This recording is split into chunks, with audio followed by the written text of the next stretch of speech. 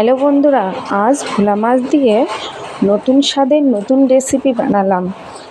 তো খেয়ে দেখলাম দারুণ হয়েছে, তো তোমাদের সঙ্গে একটু শেয়ার করলাম। দেখো, মাছগুলোকে লবণ হলুদে মাখিয়ে রেখেছি, আর এদিকে পেঁয়াজ কুচি, টমেটো কুচি আর একটু ধনেপাতা কুচি নিয়েছি। আর এদিকে মাছগুলোকে একটু হালকা করে ভেজে নেব।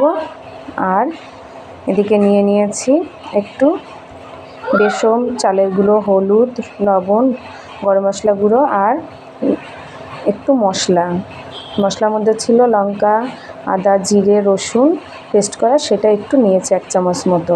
দিয়ে ভালো করে মেখে নেব। আর ভেজে রাখা মাছগুলোকে একটু বেছে নিলাম, আর পেঁয়াজ কুচি দিয়েছিলাম এর মধ্যে। দেখো, এবার গোল গোল সাইজ করে সবকটাকে বানিয়ে নিয়েছি, আর একটু বেসনের ব্যাটার বানিয়ে নিয়েছি। এবার এই ব্যাটারের মধ্যে ভালো করে গায়ে মাখিয়ে